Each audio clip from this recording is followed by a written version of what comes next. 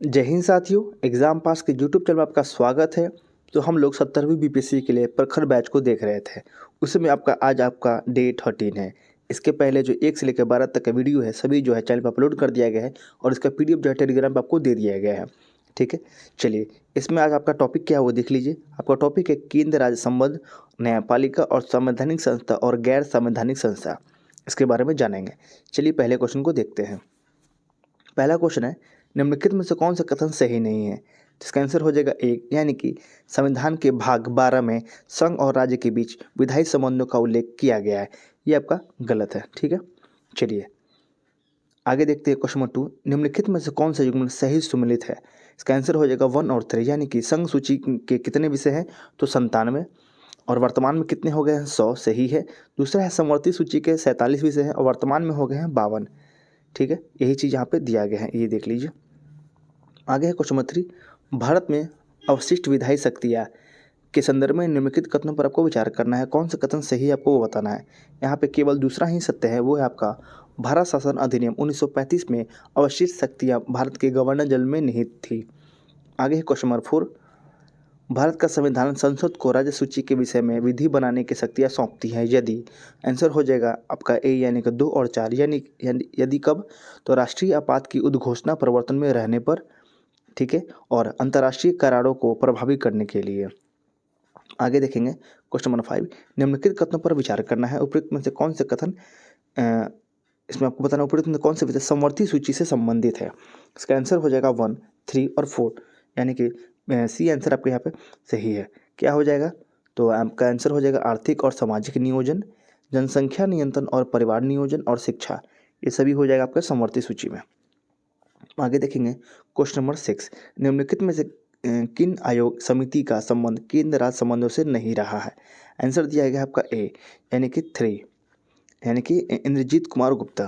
ठीक है, इंद्रजीत कुमार गुप्ता। आगे देखेंगे 7, भारत में राज्यों के बीच सहयोग एवं समन्वय प्राप्त करने के लिए निम्नलिखित संस्थाओं में से कौन सी संविधानात्मक संस्थाएं हैं। आंसर है नीचे दिए गए कूट का प्रयोग करके सही उत्तर का आपको चयन करना है। आंसर दिया गया बी, यानी कि 1, 2 और 3। यहाँ पे दिया गया सही उत्तर का आपको चयन करना है, पर आंसर में सर ने ये देखिए यहाँ पे आंसर दिया गया बी, लेकिन जब सर ने टिक किया है उसका आंसर सर ने दे दिया 1 और 2। ठीक है, 1 और 2। चलिए सी देख लीजिए, तो इसका आंसर आपका हो जाएगा राष्ट्रीय विकास परिषद और परिषद राज्यपालों का सम्मेलन। क्वेश्चन नंबर 8 देखेंगे, भारतीय संविधान के अनुच्छेद 312 में अखिल भारतीय सेवाओं के संबंध में प्रावधान किया गया है। इस संदर्भ में निम्नलिखित पर आपको विचार करना है। उपयुक्त में से कौन सी सेवाएं अखिल भारतीय सेवा में शामिल किया गया है। आंसर हो जाएगा बी, यानी कि 1, 2, 3। क्या है तो आंसर है आपका भारतीय प्रशासनिक सेवा, भारतीय पुलिस सेवा और भारतीय वन सेवा।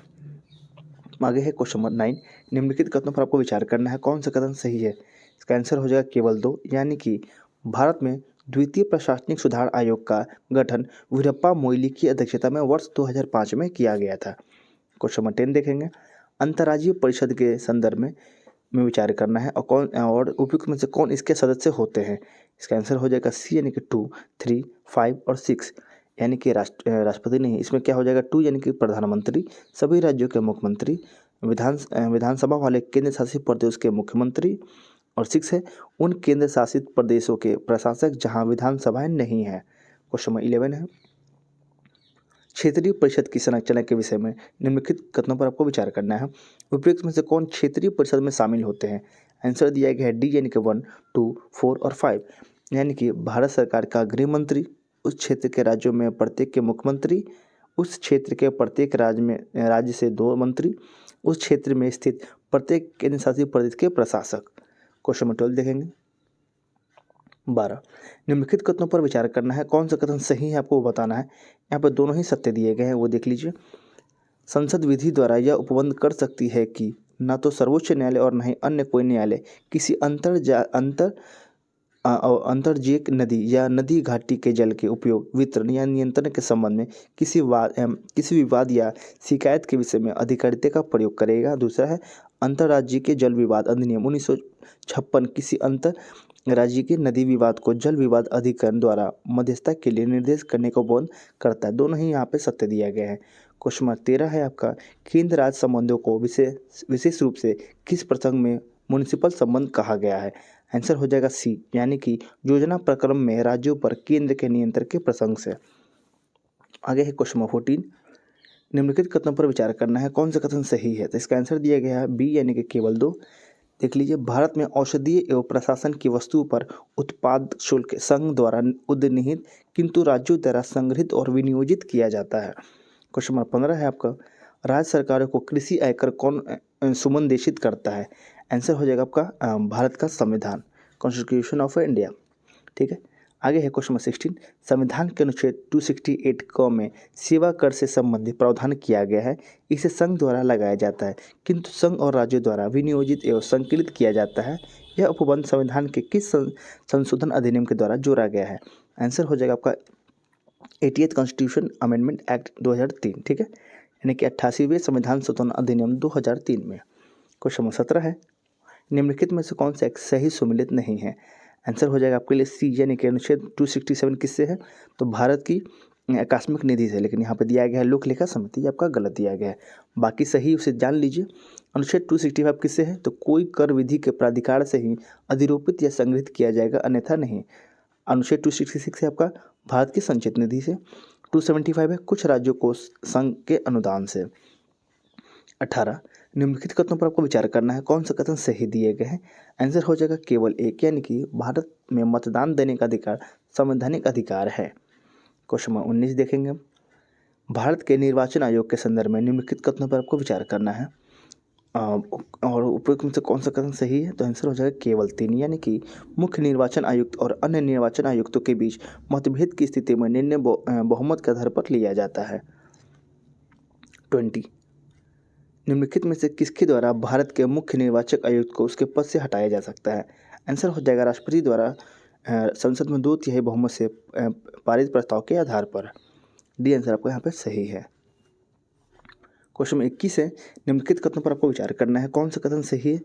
आंसर दिया गया केवल एक, ओनली वन, यानी कि संविधान में भारत के निर्वाचन आयोग के सदस्यों की योग्यता के संबंध में कोई प्रावधान नहीं किया गया, सही है। आगे है क्वेश्चन नंबर 22, भारत के निर्वाचन आयोग के कार्यों के संदर्भ में निम्नलिखित में से कौन सा कथन सही है? आंसर दिया गया आपका ए, यानी कि 3 और 4 क्या है? तो राष्ट्रपति एवं उप राष्ट्रपति के लिए निर्वाचन करवाना, संसद एवं राज्यों के विधानमंडलों के सभी चुनाव करवाना। 24 देखेंगे, सॉरी 23, निम्नलिखित कथनों पर विचार करना है, कौन सा कथन सही आपको बताना है? कोई भी सही नहीं है। आगे चलते हैं। 25, भारत के परिसीमन आयोग के संदर्भ में निम्नलिखित कथनों पर आपको विचार करना है, कौन सा कथन सही है आपको बताना है। यहाँ पर सभी सत्य है, वो है भारत में परिसीमन आयोग का गठन राष्ट्रपति द्वारा किया जाता है। आगे है, परिसीमन आयोग के आदेश जब लोकसभा या राज्यसभा विधानसभा के सम्मुख रखे जाते हैं तब उन आदेशों में कोई संशोधन नहीं किया जा सकता। परिसीमन आयोग के आदेश को किसी न्यायालय में चुनौती नहीं दी जा सकती। 26, निम्नलिखित में से कौन सा लोकसभा चुनाव में डाले गए मतों की पुनर्गणना का आदेश दे सकता है यदि कोई प्रत्याशी इस तरह की मांग करता है? आंसर हो जाएगा चुनाव क्षेत्र का निर्वाचन अधिकारी।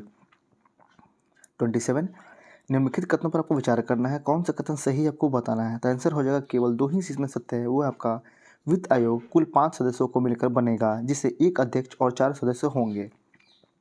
28 है, निम्नलिखित में से कौन सा केंद्र की समेकित संचित निधि से राज्यों को राजस्व की सहायता हेतु अनुदान देने वाले सिद्धांतों का अनुशंसा करता है? आंसर हो जाएगा आपका वित्त आयोग। क्वेश्चन नंबर 29 है, निम्नलिखित कथनों पर आपको विचार करना है, कौन सा कथन सही आपको बताना है। यहाँ पे केवल 3 ही सही है। ऑप्शन नंबर 3 सही है मात्र। राष्ट्रीय आपातकाल की उद्घोषणा राष्ट्रपति के द्वारा केवल मंत्रिमंडल की लिखित सलाह पर की जा सकती है। आगे है 30, निम्नलिखित कथनों पर आपको विचार करना है, कौन सा कथन आपको इसमें सही आपको बताना है। आंसर दिया गया उपयुक्त में से कोई नहीं, कोई भी इसमें सही नहीं। आगे बढ़ते हैं।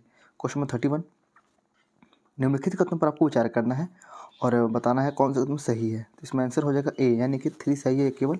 राष्ट्रीय आपातकाल की उद्घोषणा पर संविधान के अनुच्छेद 20 और 21 का निलंबन नहीं होगा। आगे है 32, वित्तीय आपातकाल के विषय में निम्नलिखित कथनों पर आपको विचार करना है, कौन सा कथन सही है? तो आंसर हो जाएगा केवल एक, यानी कि वित्तीय आपात की स्थिति में राष्ट्रपति केंद्र की सेवा में लगे सभी अथवा किसी भी श्रेणी के सेवकों के वेतन और भत्तों में कटौती हेतु निर्देश जारी कर सकता है। आगे क्वेश्चन नंबर 33, निम्नलिखित कथनों पर आपको विचार करना है, कौन सा कथन सही है? इसमें से कोई भी सही नहीं है। आगे है 34, केंद्रीय सतर्कता आयोग यानी कि CVC के संदर्भ में निम्नलिखित में से कौन सा कथन सही है? आंसर हो जाएगा डी, यानी कि सभी सत्य है, वो देख लीजिए। केंद्र सरकार इस आयोग की अनुशंसा के आधार पर प्रवर्तन निदेशालय यानी कि ED का निर्देश नियुक्त करता है। इस आयोग यानी कि मनी लॉन्ड्रिंग एक्ट के तहत लेन देन संबंधी सूचना प्राप्त कर सकता है। यह आयोग भ्रष्टाचार निवारण अधिनियम 1988 के तहत दिल्ली विशेष पुलिस स्थापना को निर्देश दे सकता है। क्वेश्चन नंबर 36 है, राष्ट्रीय मानवाधिकार आयोग के अध्यक्ष एवं सदस्यों की नियुक्ति भारत के राष्ट्रपति द्वारा प्रधानमंत्री के नेतृत्व में गठित 6 सदस्यीय समिति की सिफारिश पर की जाती है। इस समिति के सदस्य में शामिल होते हैं कौन कौन? आंसर हो जाएगा बी, यानी कि 1, 3, 4, यानी कि लोकसभा का अध्यक्ष, संसद के दोनों सदनों के मुख्य विपक्षी दल के नेता और केंद्रीय गृह मंत्री। आगे है क्वेश्चन नंबर 37, केंद्रीय सूचना आयोग के विषय में निम्नलिखित कथनों पर आपको विचार करना है, कौन सा कथन सही है? इसका आंसर हो जाएगा बी, यानी कि भारत का राष्ट्रपति आयोग के अध्यक्ष या सदस्यों के सिद्ध कदाचार या अक्षमता के आधार पर हटा सकता है, किंतु राष्ट्रपति को ऐसे मामले सर्वोच्च न्यायालय के पास भेजने पड़ते हैं। क्वेश्चन नंबर 38 देखेंगे, नीति आयोग के विषय में निम्नलिखित कथनों पर आपको विचार करना है, कथन सही है आपको बताना है। इसमें केवल एक ही सही है आपका। आंसर हो जाएगा नीति आयोग सहकारी संघवाद के सिद्धांत पर आधारित है। क्वेश्चन नंबर 39 देखेंगे, राष्ट्रीय विकास परिषद की संरचना के संदर्भ में पे विचार करना है और इनके सदस्यों के शामिल होते हैं कौन कौन, वो बताना है। आंसर दिया गया बी, यानी कि 1, 3, 4 और 5। भारत का प्रधानमंत्री, सभी राज्यों के मुख्यमंत्री, सभी संघ राज्य क्षेत्र के मुख्यमंत्री और नीति आयोग के सदस्य होते हैं।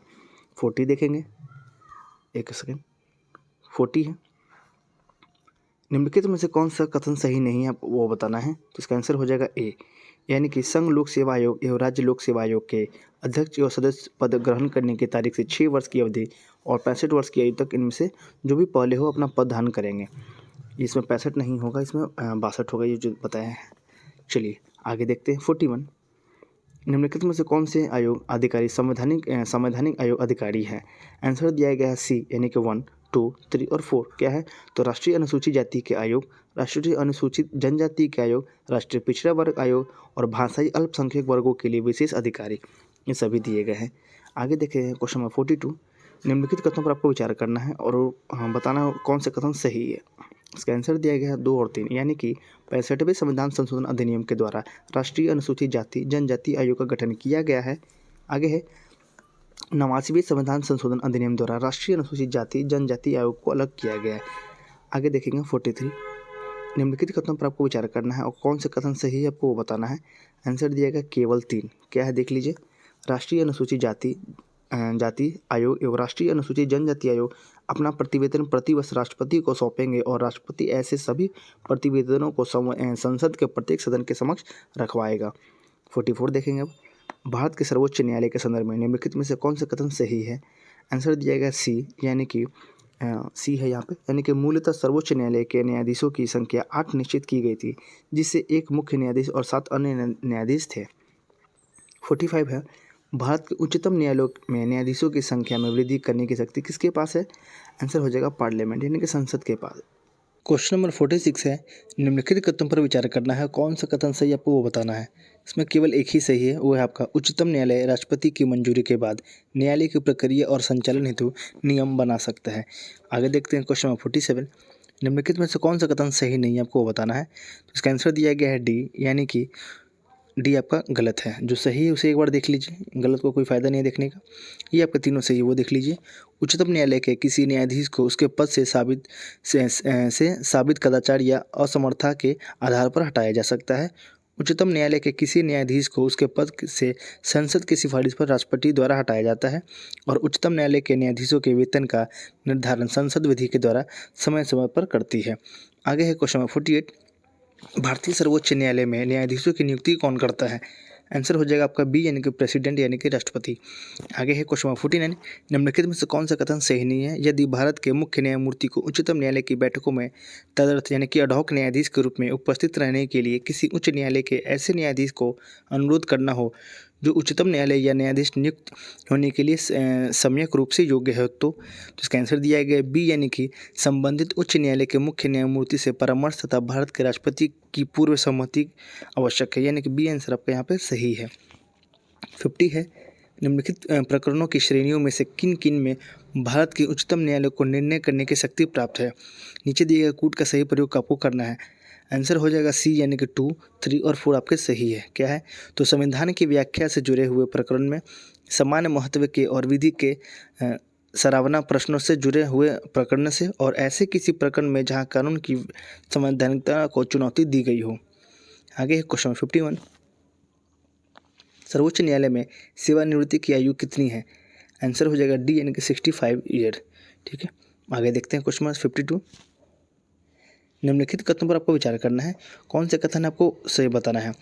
तो उसमें दिया गया है ऊपर में दोनों कथन इसमें गलत दिए गए हैं। हम आगे बढ़ते हैं क्वेश्चन 53 की ओर। सर्वोच्च न्यायालय की आरंभिक अधिकारिता यानी कि ओरिजिनल ज्यूरिडिक्शन के संदर्भ में निम्नलिखित कथनों पर आपको विचार करना है और कौन से कथन सही आपको बताना है।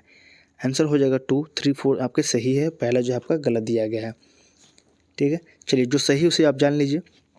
भारत सरकार और एक राज्य या अधिक राज्यों के बीच विवाद, एक तरफ भारत सरकार और किसी राज्य या राज्यों और दूसरी तरफ एक या अधिक अन्य राज्यों के बीच विवाद, दो या अधिक राज्यों के बीच विवाद, ये तीनों आपके सही है।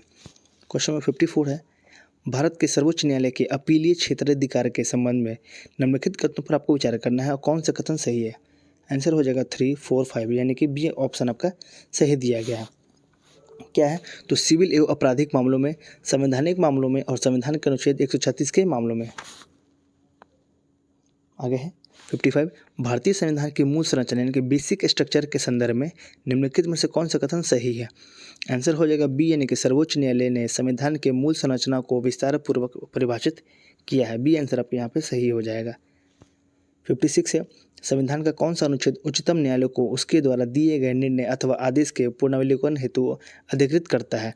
आंसर हो जाएगा बी, 137। यहाँ पे दिया गया है बी, यानी कि 1, आपका आंसर तो ए होगा 137। आगे देखेंगे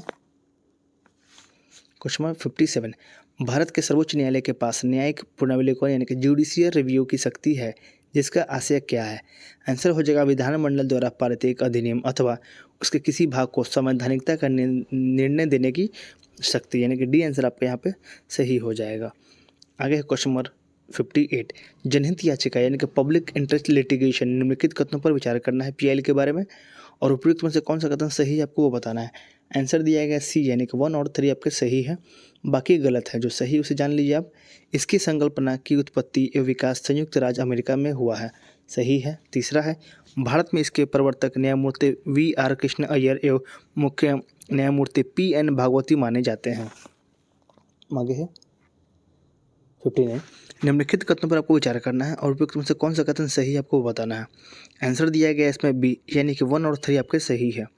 क्या है, तो पंजाब, हरियाणा और केंद्र शासित प्रदेश चंडीगढ़ का एक सामूहिक उच्च न्यायालय है, सही है। तो तीसरा है आपका, लक्षद्वीप पर केरल उच्च न्यायालय की आधिकारिकता है, लक्षद्वीप पर केरल उच्च न्यायालय की आधिकारिकता है।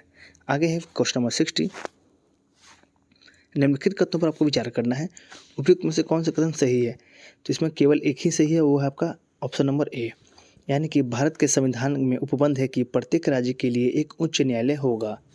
आगे है क्वेश्चन नंबर 61, भारत में चलित न्यायालय यानी कि मोबाइल कोर्ट निम्नलिखित में से किसका मानस पुत्र है। आंसर हो जाएगा डॉक्टर APJ अब्दुल कलाम जी का, यानी कि सी आंसर आपका यहाँ पे सही है। आगे है क्वेश्चन नंबर 62, निम्नलिखित कथनों पर विचार करना है और कौन सा कथन सही है आपको वो बताना है। तो इसका आंसर हो जाएगा आपका बी, यानी कि 1 और 3 आपके सही दिए गए हैं।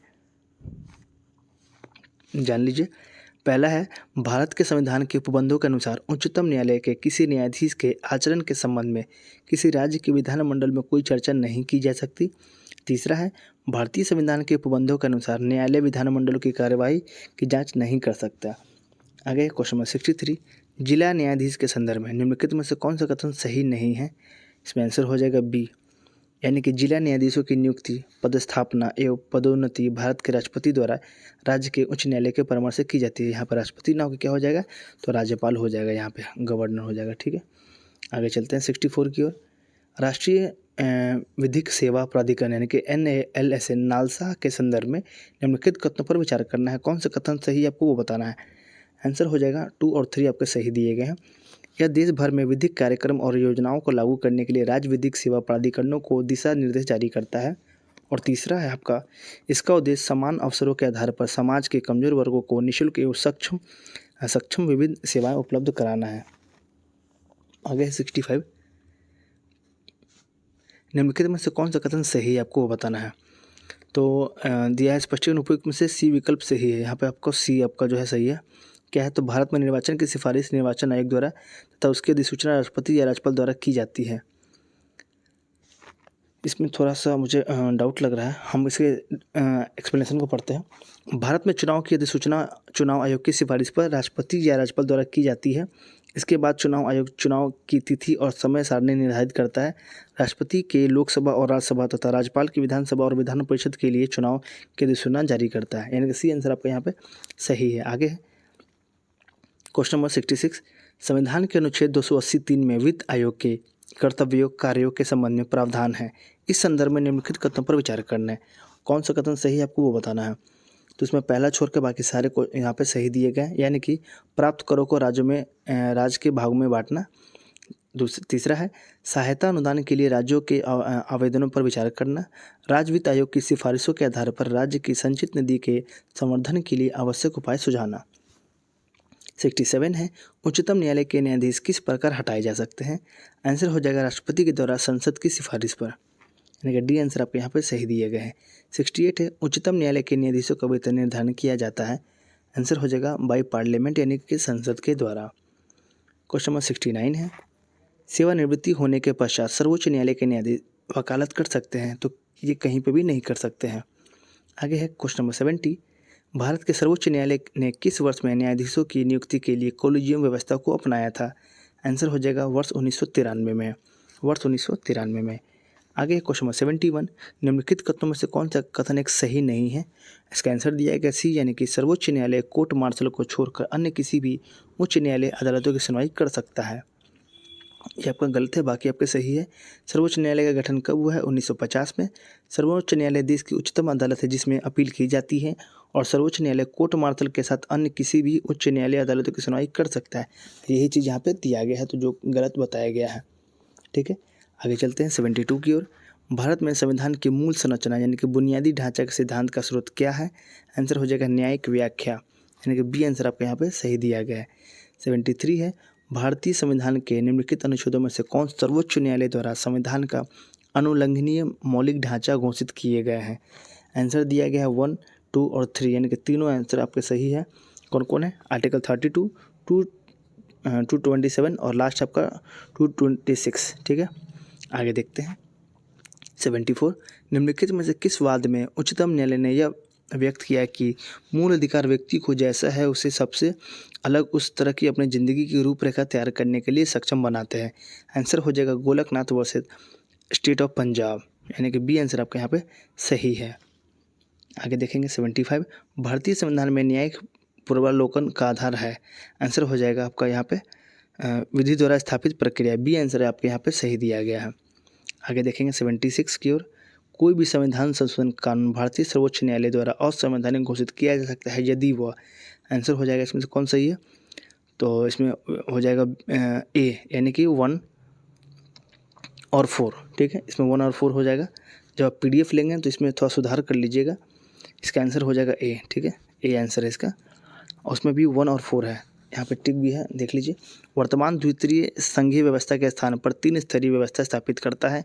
और लास्ट है सर्वोच्च न्यायालय के भार को कम करने हेतु संघीय अपीलीय न्यायालय की स्थापित करता है।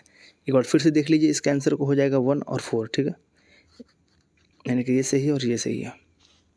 आगे है 77। इंदिरा साहनी बनाम भारत संघ मुकदमे में सर्वोच्च न्यायालय का निर्णय किस विषय से संबंधित है। आंसर हो जाएगा सरकारी नौकरियों में अन्य पिछड़े वर्ग का आरक्षण, ए आंसर आपका यहाँ पे सही है। 78 है विशाखा एवं अन्य राजस्थान राज्य व अन्य मुकदमा संबंधित है किससे। आंसर हो जाएगा कार्यस्थल पर महिलाओं के यौन उत्पीड़न को रोकथाम से, डी आंसर आपका सही है। 79 किस कानून के अंतर्गत यह विविध है कि भारत के उच्चतम न्यायालय की संपूर्ण कार्यवाही अंग्रेजी भाषा में होगी। आंसर हो जाएगा भारतीय संविधान के अनुच्छेद 348 के द्वारा, यानी कि डी आंसर आपका यहाँ पे सही हो जाएगा। आगे क्वेश्चन नंबर 80, भारत में केंद्र राज्य संबंध निर्भर करते हैं। आंसर हो जाएगा सभी चारों पे, यानी कि संवैधानिक प्रावधानों पर, परंपराओं तथा व्यवहारों पर, न्यायिक व्याख्याओं पर और बातचीत के लिए यंत्र विन्यास पर। क्वेश्चन नंबर 81 है, एक संघीय राज्य व्यवस्था में सम्मिलित है और क्या क्या है इसमें, तो संघ और राज्यों के बीच संबंध, राज्यों के मध्य संबंध, समन्वय के लिए तंत्र और विवादों को सुलझाने के लिए तंत्र, यानी कि चारों आंसर यहाँ पे आपके सही दिए गए हैं। ए आंसर हो जाएगा इसका।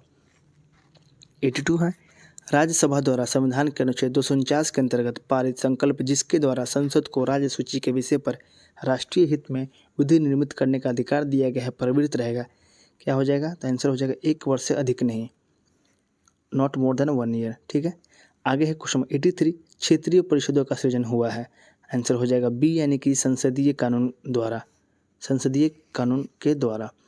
आगे है 84, किस आयोग ने स्थायी अंतर्राज्यीय परिषद, जो अंतर सरकारी परिषद के नाम से जानी जाती है, की स्थापना का समर्थन किया।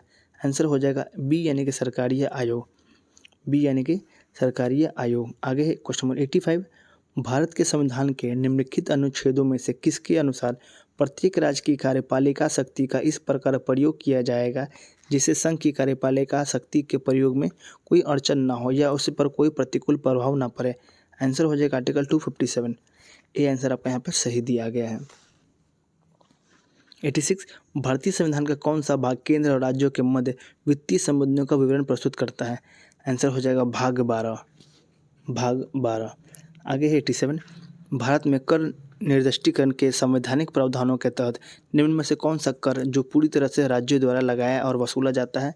आंसर हो जाएगा बी, यानी कि भू राजस्व, यानी कि लैंड रेवेन्यू।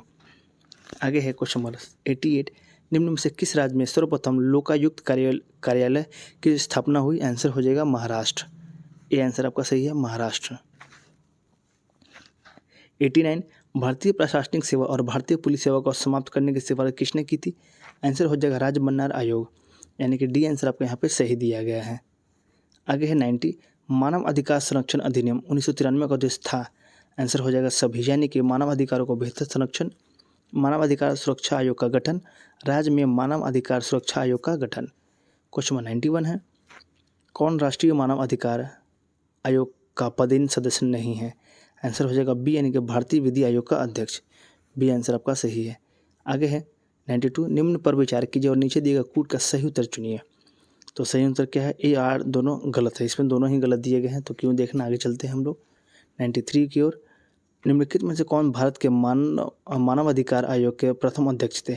आंसर हो जाएगा न्यायमूर्ति रंगनाथ मिश्रा। डी आंसर आपके यहाँ पे सही हो जाएगा। 94 है, राज्य मानवाधिकार आयोग के अध्यक्ष के पद पर हुई रिक्ति की दशा में किसी एक सदस्य को अध्यक्ष के रूप में कार्य करने के लिए प्राधिकृत करने की शक्ति किसे है। आंसर हो जाएगा राज्यपाल को। 95 है, निम्न में से किस एक की परिस्थिति अन्य तीनों से भिन्न है। आंसर हो जाएगा राष्ट्रीय मानवाधिकार आयोग, नेशनल ह्यूमन राइट्स कमीशन। आगे देखते हैं 96, दो या अधिक राज्यों के लिए एक संयुक्त राज्य लोक सेवा आयोग की स्थापना की जा सकती है।